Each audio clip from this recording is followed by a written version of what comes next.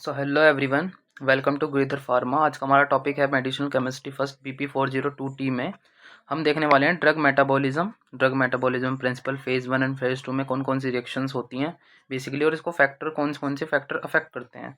तो ये हमारा इसका लेक्चर ड्रग मेटाबॉलिज्म के ऊपर बेस होने वाला है। तो चलिए हम चलते हैं। देखिए मैं आपको दिखाता हूँ, 1 सेकेंड ओनली। देखिए यहाँ से हमारा स्टार्ट है मेडिसिनल केमिस्ट्री BP402T, जिसमें मैं आपको बताऊंगा इंट्रोडक्शन। फेज़ 1 में हमारी कौन कौन सी रिएक्शंस आती हैं, जैसे कि ऑक्सीडेशन है, रिडक्शन है, हाइड्रोलिसिस है। फेज़ 2 में हमारी ग्लूकोनिडेशन है, ग्लूटाथायोन कॉन्जुगेशन है, सल्फेट है, मिथाइलेशन है, एसिटाइलेशन है, अमीनो एसिड कॉन्जुगेशन है। तो मैं आपको इन सब के बारे में बताऊंगा और फिर इसके एक्सटीरियो केमिकल एक्सपेक्ट देखेंगे, मतलब कौन कौन से, बेसिकली इसका मतलब है फैक्टर अफेक्टिंग, कौन कौन से फैक्टर अफेक्ट करेंगे फेज़ 1 और फेज़ 2 की रिएक्शन में। ठीक है, तो देख लेते हैं। सबसे पहले है इंट्रोडक्शन। स्टार्ट करते हैं इंट्रोडक्शन से, बिकॉज इंट्रोडक्शन सबसे पहले हर किसी भी चीज़ का इंट्रोडक्शन बहुत ज़रूरी होता है। और इंट्रोडक्शन देखते हैं। देखो, metabolism is the process which terminate the action of drug help to excretion the body. सबसे पहली बात तो मेटाबॉलिज्म है क्या? मेटाबॉलिज्म एक प्रोसेस है जिसके द्वारा हम जो हमने बॉडी में ड्रग ली है उसको एक्सक्रीट आउट करते हैं। ठीक है, सबसे फर्स्ट पॉइंट तो ये हो गया हमारा, जो कि पॉइंट बहुत अच्छा है और सबसे इजी है, मतलब बहुत ज़्यादा इजी, कुछ ज़्यादा कुछ समझना है नहीं। What is metabolism? मेटाबॉलिज्म वो है जो भी ड्रग हमने ली है उसको हम एक्सक्रीशन करते हैं थ्रू आउट द बॉडी से बाहर कैसे एक्सक्रीट आउट करेंगे, इज कॉल्ड द मेटाबॉलिज्म। तो ड्रग टेकन ओरली, ड्रग हम ओरली लेते हैं, get absorb goes to in the systemic circulation. आपको पता है कि हमारे लीवर में वो ड्रग मेटाबोलाइज्ड होती है। Metabolised is done by the various enzyme. भैया देखो, मेटाबॉलिज्म जो होता है वो हमारा बहुत सारे एंजाइम की प्रेजेंस में होता है। जब हमारा फूड का मेटाबॉलिज्म होता है तो हम बहुत सारे एंजाइम्स उसमें अपना रोल निभाते हैं, जैसे कि पेप्सिन, पेप्सिनोजन आपने पढ़ा होगा, ट्राइक्रिप्सिन, क्रिप्सिन, इस टाइप के होते हैं। बट लेकिन यहाँ पर हम देख रहे हैं ड्रग का मेटाबॉलिज्म। तो ड्रग के मेटाबॉलिज्म में कौन कौन से एंजाइम्स देख आगे पार्टिसिपेट करेंगे वो हम आगे देखेंगे। तो सबसे पहले आ जाते हैं फेज़ 1। फेज़ 1 रिएक्शन क्या है? फेज़ 1 का ऑब्जेक्टिव क्या है? सबसे पहले तो फेज़ 1 का ऑब्जेक्टिव देख लेते हैं, क्योंकि ये आपको हेडिंग बनाने में बहुत यूजफुल है। सबसे पहले ऑब्जेक्टिव डालो, देन उसके बाद स्टार्ट करो। ठीक है, और सबसे पहली बात बता दूं, फेज फर्स्ट और फेज सेकंड की रिएक्शन 7 और 10 नंबर में आती हैं। ठीक है, तो इंपॉर्टेंट टॉपिक है। ठीक है ना। तो इन फेज फर्स्ट रिएक्शन में क्या होता है? Convert the parent drug. जो हमारा पेरेंट ड्रग है, सपोज ये ड्रग है और ये इस ड्रग के मॉलिक्यूल्स हैं और इसका पेरेंट मॉलिक्यूल है। तो वो हमारा पेरेंट ड्रग का मॉलिक्यूल इनटू कन्वर्ट होगा। कन्वर्ट किस में होगा? पेरेंट मेटाबोलाइट में। पेरेंट मेटाबोलाइट में वो कन्वर्ट होगा बाय किसके द्वारा? Functional group. जो भी उसके फंक्शनल ग्रुप होते हैं, हर एक ड्रग में कुछ ना कुछ फंक्शनल ग्रुप होते ही हैं। जैसे कि आप बात करते हैं एस्पिरिन। एस्पिरिन एक ड्रग है, उसके अंदर जो फंक्शनल ग्रुप प्रेजेंट होता है, एस्पिरिन के अंदर COOH कार्बोक्सिलिक ग्रुप प्रेजेंट होता है, बेसिकली सैलिसिलिक ग्रुप प्रेजेंट होता है। तो ये होता ही होता है हर एक किसी भी उसमें। ठीक है, और उसके आगे देखते हैं हम वेरियस रिएक्शन। इसके अंदर बहुत सारी रिएक्शन आती हैं, जिसमें कि एक है ऑक्सीडेशन। ऑक्सीडेशन आता है, रिडक्शन आता है और हाइड्रोलिसिस आता है। ऑक्सीडेशन से आप समझ ही कहोगे कि ऑक्सीजन ऐड होगा, रिडक्शन में आप समझिएगा कुछ ना कुछ रिड्यूस होगा, ऑक्सीजन ही रिड्यूस होगी बेसिकली, या फिर हाइड्रोलिसिस में आप समझ ही कहोगे, हाइड्रो का मतलब होता है एक्वा, एक्वा वाटर, वाटर मतलब वाटरलिसिस मतलब कि एक्वा कहीं ना कहीं वाटर का ब्रेकडाउन होगा। तो सबसे पहले ऑक्सीडेटिव रिएक्शन को देख लेते हैं। देखो भाई, सबसे फेज 1 में दोबारा से एक बार रिवाइज करा देता हूँ। फेज 1 में 3 तरह की रिएक्शन देखने को मिलेंगी basically. First oxidation, second reduction, hydrolysis. तो फर्स्ट हम ऑक्सीडेशन को अब डिटेल में देखने जा रहे हैं। ए मेजर एंजाइम इन्वॉल्व, एक मेजर एंजाइम इन्वॉल्व होता है ऑक्सीडेशन ड्रग मेटाबॉलिज्म में। आपको पता है कि यहाँ पर ड्रग का मेटाबॉलिज्म पढ़ रहे हैं हम बेसिकली, तो उसके अंदर ऑक्सीडेशन जो हो रहा है वो किसकी वजह से हो रहा है भाई? एंजाइम्स की वजह से हो रहा है। तो मेजर एंजाइम कौन सा है? Cytochrome P40। और दूसरा है हेम प्रोटीन। हेम प्रोटीन कहाँ पर लोकेटेड होता है भैया? हेम प्रोटीन एंडोप्लाज्मिक रेटिकुलम। EPR का मतलब है एंडोप्लाज्मिक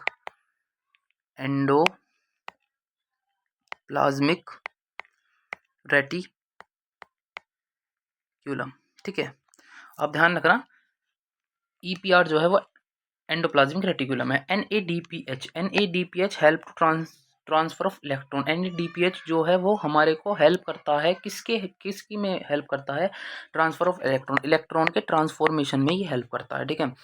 एनएडीपीएच क्या होता है, nicotinamide adenine dinucleotide phosphate. ध्यान रखने की चीज़ है, ध्यान रख सको तो रख लेना, वरना इसकी सिंपल एक रिएक्शन समझते हैं। ऑक्सीडेटिव रिएक्शन की एग्जांपल है हमारा एसिटेनलाइड हमारा कन्वर्ट हो रहा है पैरासीटामोल में, किसकी प्रेजेंस में, साइटोक्रोम P40 ऑक्सीडेज की प्रेजेंस में। ये इसका बेसिकली एंजाइम है और हो क्या रहा है, ऑक्सीडेशन हो रहा है। यहाँ पर देख लो आप, इस ग्रुप से यहाँ पर ऑक्सीजन अटैच हो रही है और हाइड्रोजन, ठीक है, तो ये वहाँ पर पैरासीटामोल बना रहा है। इसका दूसरा एग्जाम्पल है एरोमेटिक साइड चेन हाइड्रोक्सिलेशन, ठीक है ना।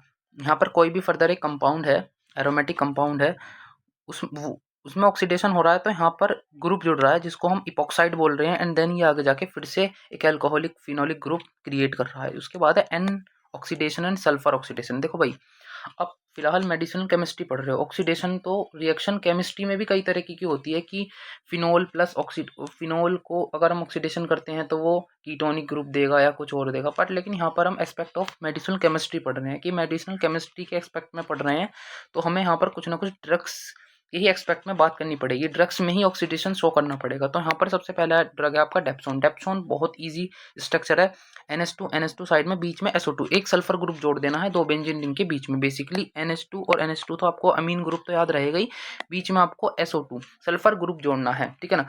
ये कन्वर्ट किस में हो जाएगा, NHOH, ठीक है ना, ये थोड़ा सा छोटा लिख दिया मैंने, तो ये कन्वर्ट हो जाएगा N हाइड्रोक्सी डेप्सोन में, ठीक है ना। उसके बाद रिडक्शन पे आ जाते हैं। रिडक्शन में क्या होगा, लॉस ऑफ ऑक्सीजन, जैसे कि मैंने आपको दिखा दिया है, बट ऐसा ही नहीं बोल सकते कि लॉस ऑफ, ये तो मैंने आपको समझाने के लिए बताया कि रिडक्शन में होता क्या है, बेसिकली रिड्यूस हो जाती है ऑक्सीजन। तो देख लेते हैं, ड्रग कंटेनिंग नाइट्रोकार्बोनिल ग्रुप, जितने भी हमारे फंक्शनल ग्रुप हैं, easily reduced by various enzyme. इन सबको रिड्यूस करने का काम बेसिकली एंजाइम्स ही करते हैं, प्रेजेंट इन द बॉडी, जो हमारी बॉडी में प्रेजेंट होते हैं, जिसको कि रिडक्टेज एंजाइम बोलते हैं, ठीक है ना। यहाँ पर आप यूज करोगे रिडक्शन में रिडक्टेज एंजाइम, जैसे कि यहाँ पर देख सकते हो Zn की वैलेंसी यहाँ पर 2+ हो रही है, तो यहाँ पर ऑक्सीडेशन हो रहा है क्योंकि यहाँ पर ऐड हो रही है। Cu2+ +2 वैलेंसी से 0 वैलेंसी में जा रहा है, तो यहाँ पर रिडक्शन हो रहा है। ये आपको समझाने के लिए दिया है मैंने बस। और इसके एग्जाम्पल देखते हैं, नाइट्रो रिडक्शन यहाँ पर आएगा। देखो यहाँ पर बेसिकली नाइट्रोजन का रिडक्शन हो रहा है, यहाँ से O2 हटकर H2 लग रहा है, हाइड्रोजन ऐड हो रहे हैं nitrogen in the presence of PD carbon H2 hydrogen, ठीक है ना। ये दिखा देना, ये मैंने आपको एक नाइट्रो का रिडक्शन दिखाया, मतलब एक सिंपल सी केमिकल रिएक्शन ली है और इसको करके दिखाया। उसके बाद इसका एग्जांपल है क्लोरा एम्पिकिनोल टू एराइल अमीन मेटाबोलाइट। इसका एग्जांपल बहुत ध्यान रखना क्योंकि यही पूछा जाएगा, बेसिकली आपको लिखना भी यही है पेपर में। उसके बाद है carbonyl group reduction. Carbonyl group reduction में क्या होता है, कार्बोनिल ग्रुप है, यहाँ पर ये देखो कार्बोनिल ग्रुप है, ये लिथियम एल्यूमिनियम हाइड्राइड की in the presence of ether, lithium aluminium hydride in the presence of ether में ये कार्बोनिल ग्रुप रिडक्स हो रहा है, ठीक है। और ऑक्सीजन, यहाँ से ऑक्सीजन हट रही है, रिड्यूसिंग हो रही है। इसका एग्जांपल है acetohexamide on reduction give the hydroxyhexamide as a metabolite.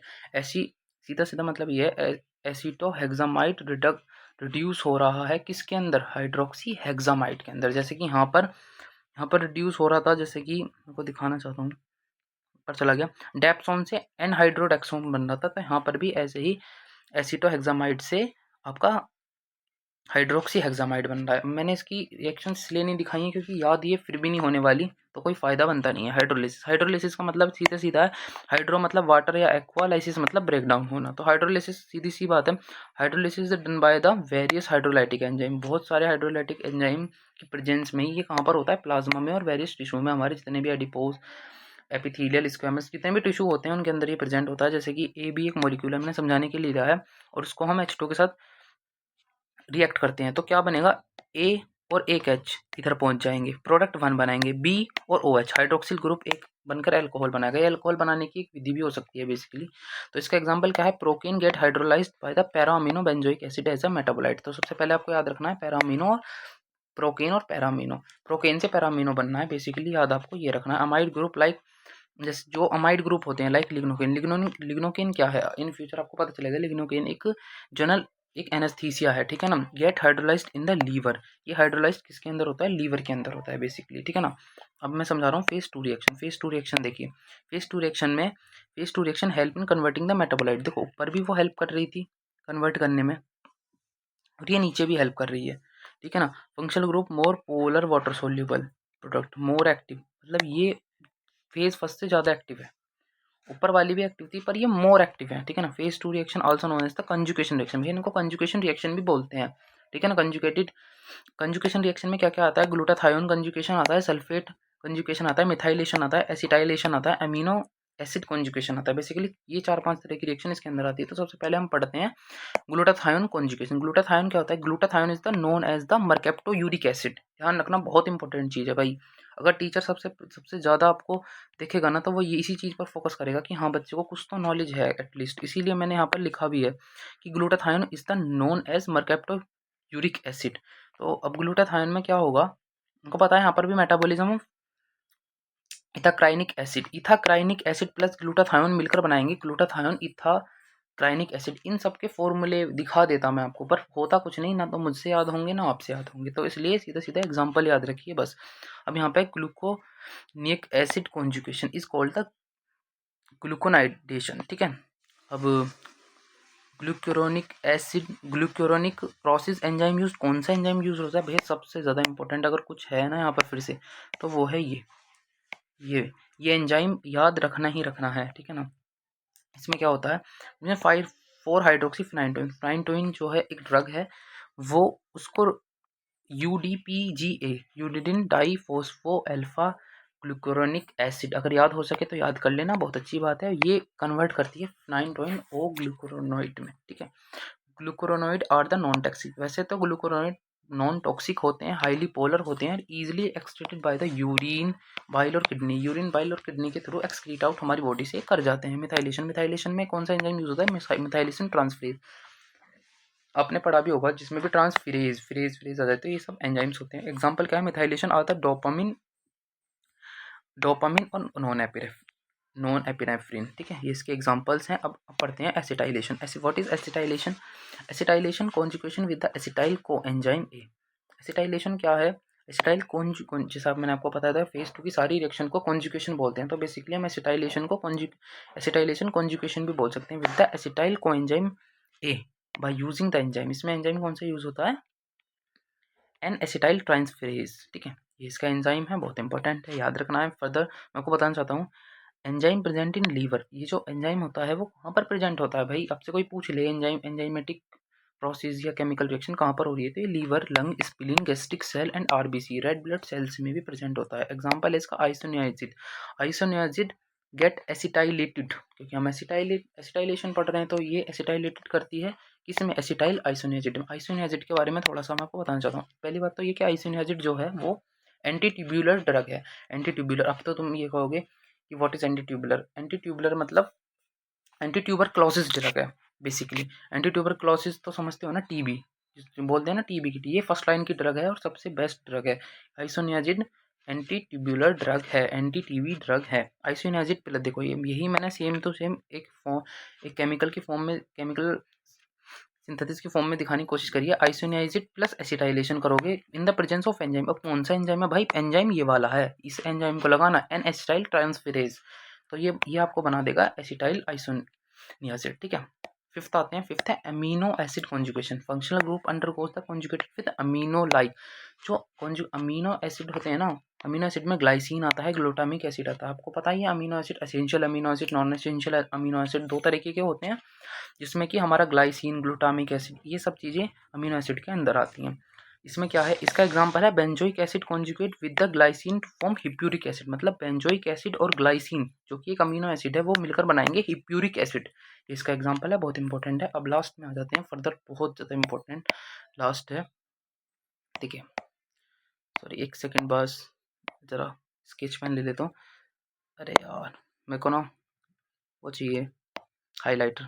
देखिए, फैक्टर अफेक्टिंग ड्रग मेटाबॉलिज्म, कौन कौन से फैक्टर अफेक्ट करते हैं ड्रग मेटाबॉलिज्म को, तो सबसे पहले है physico-chemical properties of the drug molecule. अब आपको पता है कोई भी ड्रग है उसकी फिजिको-केमिकल प्रॉपर्टीज कौन कौन सी होती हैं, फिजिको का मतलब आपको पता है, केमिकल का मतलब आपको। फिजिको मतलब फिजिकल अपीयरेंस, जो हमें दिखती हैं। जैसे कि मैं आपको पहले भी एक एग्जांपल इसी का दिया था कि टैबलेट है, टैबलेट की फिजिकल फॉर्म क्या है कि टैबलेट वाइट कलर की है, टैबलेट कोटेड है, एंटेरिक कोटेड है, शुगर कोटेड है। मतलब आपको टैबलेट के देखने से पता चल जाता है ना। सपोज एक टैबलेट है, वो गुलाबी कलर की कोट हो रही है और आपने उसे मुंह में रखा और आपको लगा कि वो थोड़ी थोड़ी चाश मतलब चीनी की तरह है। कुछ कुछ टैबलेट्स होती हैं जो मीठी होती हैं, तो वो होती हैं बेसिकली शुगर कोटेड टैबलेट, ठीक है ना। अब फिजिको को केमिकल, केमिकल मतलब उसके केमिकल मॉलिक्यूल क्या है, कैसे सिंथेसिस हुई है उसकी, उसके अंदर कौन सा फॉर्मूला है, एस्पिरिन है, पैरासीटामोल है, जो भी है, तो वो सब फिजिको केमिकल प्रॉपर्टीज़ के अंदर आता है। आप लिख भी सकते हो फिजिको फिजिको केमिकल प्रॉपर्टीज़ कौन कौन सी होती हैं। एक तो आपकी इनहेंस होती है, स्टेबिलिटी होती है, सोल्यूबिलिटी होती है, बाइंडिंग होती है कि ड्रग किससे बाइंड करेगी, ये सब इसकी फिजिको केमिकल प्रॉपर्टीज होती हैं। फिर आते हैं केमिकल फैक्टर। केमिकल फैक्टर में भी आप जानते हो कि बहुत सारे केमिकल फैक्टर अफेक्ट कर सकते हैं हमारी मेटाबॉलिज्म को, ठीक है ना। उसके बाद है एंजाइम इनहिबिटर, जो आपने ऊपर एंजाइम पढ़े हैं, सपोज वो इनहिबिट हो जाएं तो फिर हमारी फेज 1 और फेज 2 की रिएक्शन कंप्लीट हो ही नहीं पाएगी। उसके बाद है बायोलॉजिकल फैक्टर। बायोलॉजिकल फैक्टर में एज ऑफ पेशेंट, पेशेंट की एज फैक्टर कर अफेक्ट कर सकती है। सेक्स ऑफ पेशेंट, पेशेंट का सेक्स की वो मेल है फीमेल है क्या है, वो मैटर कर सकता है। और एक उसकी डाइट, डाइट कैसी ले रहा है। इन्वायरमेंटल फैक्टर में आपका प्रेशर आ सकता है, टेम्परेचर आ सकता है, ह्यूमिडिटी आ सकती है। इन्वायरमेंट फैक्टर में प्रेशर का ये है महत्व है कि हमारे आसपास के इन्वायरमेंट का प्रेशर कैसा है, ह्यूमिडिटी कैसी है, कोई मॉइस्चर वाले इलाके में रह रहा है, कोई गर्म इलाके में रह रहा है, व्हाट इज़ ह्यूमिडिटी, ह्यूमिडिटी क्या है उसकी, टेम्परेचर क्या है इन्वायरमेंट का।